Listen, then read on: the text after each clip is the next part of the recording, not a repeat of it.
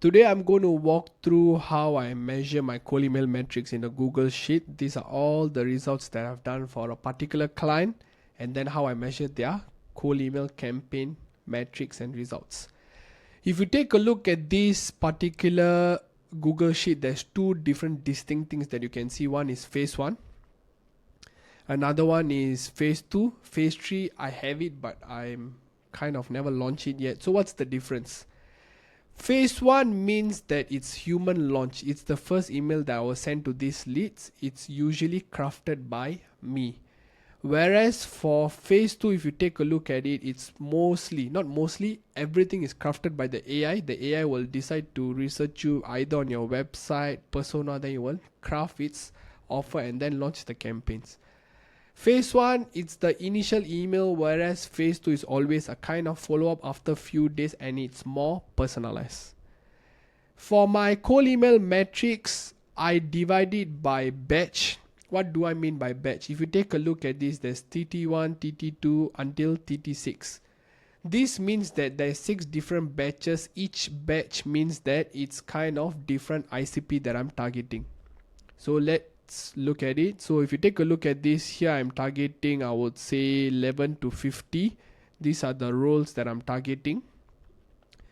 Whereas if you take a look at, let me just select a random one. Yes, here I do enrichment to find those who has blocks. So, but the first one I don't have.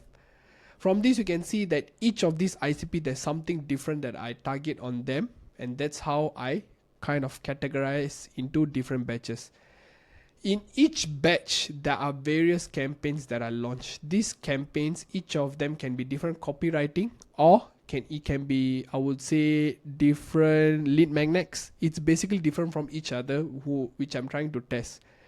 Here, HI means human, and then campaign A, campaign B, and campaign C.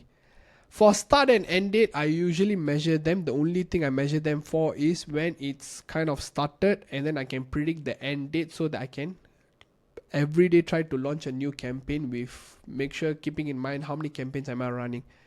For each campaign, I try to at least run about 300 leads if there's enough time. And then this, if you can see, there's few missing here. It's because of me verifying through 0 bounce. Then few of it I have to minus off. Okay, the most positive metrics that I always measure is positive replies, meeting books, and then close deal. These are the ones that are telling me that I'm doing a good cold email campaign. Most of it I try to measure the percentage sign just to give me a quick fast overlook of what I'm doing, since the number of leads I'm running will change. Next is for not interested, out of office, and people left. These are kind of more towards the negative end. Okay, for not interested, the reason why I measure them is 2 things. Number 1, I want to measure that is the campaign doing very bad. Is there a lot of not interested, which means that the campaign is kind of not going the direction we wanted. Next thing is, if there's 1 or 2 that is not interested, from there we at least can know that is at least going to the inbox, which means that deliverability is doing good. These 2, out of office and people left, the thing I like to measure is sometimes when we calculate the percentage, we are thinking that okay, our campaign is not doing so good, but the real thing is people are out of office. Some people even left the organization, so we cannot really, without taking this into consideration, measure the success whether you're doing good. You need to really take these 2 in consideration. So for instance, 5 people, okay, let's take this into consideration. 15 people is not there in my lead list. So for instance, my lead list was about 266. We should measure from these 251 instead.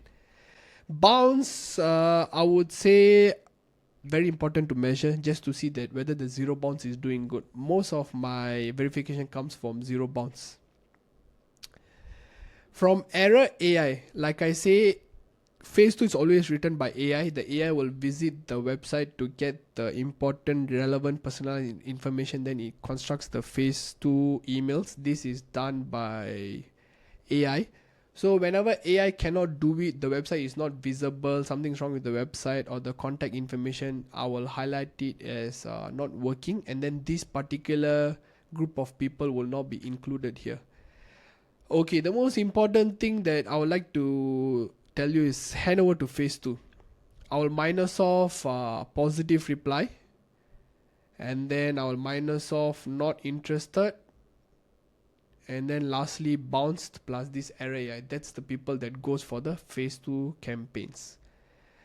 For phase 3 campaigns, I've never kind of launched it yet, but what it means is send cold email content. That one I cannot talk much about it because I'm yet to test.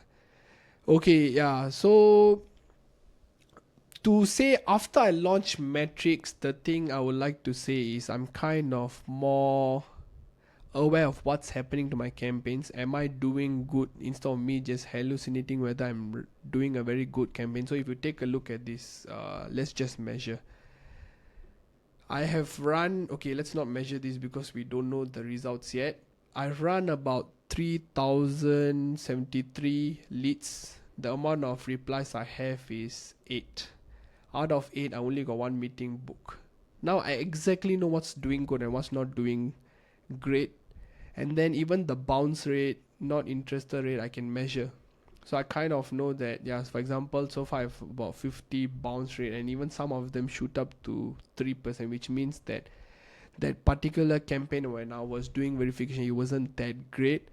So if you take a look at this out of office, it was mainly because it was a new year. Yes, correct. It was a new year, so out of office. From these metrics, I can easily measure what is the reason behind not doing a great campaign. Also, the most important thing, always write down what ICPs you are doing. It's because when my batch one was working, when I was trying to scale, I know what exactly I need to scale, what type of list I need to scale. So that's the reason why I write SC here. So how the metrics kind of works is, when the batch is doing good, I'll rename them to SC as scale, and then this will run with more volume like that. So this is about 1000 that I ran. These two campaign, it was the winning campaign because it has positive replies. Then these two was gone to scale. This particular campaign C was discarded. This is how I'm currently doing.